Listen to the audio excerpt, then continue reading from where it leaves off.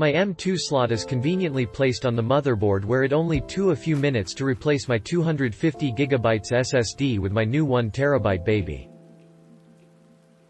One screw, in and out in a flash.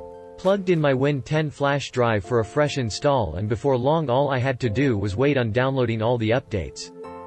While the downloads were painfully slow, as soon as it said, "Preparing to install," zip, it was done. Loved seeing all the install bars fly by, in the blink of an eye. Plugged in my flash drive of backups, and a 10GB iTunes folder, 5GB pics, music, everything loaded instantly. Yep, I am spoiled. I was surprised how quickly my 250GB drive filled up. You need to allow for headroom, provisioning they call it, for SSDs. Closing parenthesis. I have a ton of files of MIDI guitar software.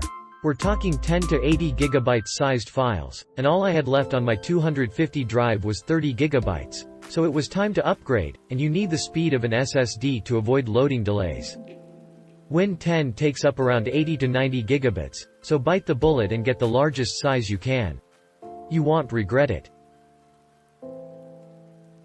The Samsung 970 EVO Plus M2 NVMe is hands down the best performance I've ever had with a drive.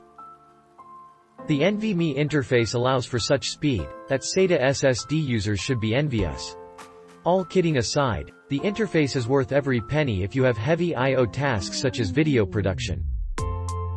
I've attached the Crystal Disk Mark score on my nearly full drive as many times. Users post the score of a new one, so felt a comparison might be helpful. Thank you. I moved all my Steam games from the OEM HDD to this SSD and I'm impressed so far, really easy to install and fun. It may not be the cheapest NVMe in the market today, but without a doubt it is among the fastest if not the fastest at this current time, and I have no doubt in my mind that this thing is reliable for years to come, hence why I decided to stick with Samsung flash storage once again. 10 out of 10 would recomm. Been running a 500G 860 EVO SSD on a Asus Z97M Plus, which is probably the last SATA-based drive I'll buy after witnessing what NVMe M2 is capable of, and the capacity's growing at a decent pace now. Perhaps even no more spindle drives in a case. The move from rating WD Raptors to a 60G OCZ Apex 10 years ago was a great leap in making a PC feel all around snappy and responsive, but this thing feels like everything is instant. I kept the 860 in the rebuild since that was my old Win 7 boot drive and manually migrated some stuff over to this drive. This also allowed an apples-to-apples benchmark on the same machine, which I've included, for some reason, with this review. Pretty much matches what the others have posted as well, but I really wish I had a 1TB SATA-based SSD to be fully comparable, but I am seeing 500G and 1TB are within small percentages of delta.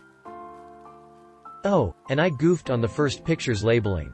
The one on the right is not a 960 EVO and is the 860 I am mentioning here. But take it for what it's worth, the numbers aren't lying when used to compare products in the same machine, even if they are synthetic. I can't comment on temperature issues, or if they exist or not. I simply heard the older SSD bus-based M2s would get uncomfortably warm, so I got a heatsink just because it's easier to be proactive out of the gate than doing it later and tearing stuff out. Click link in description for more reviews.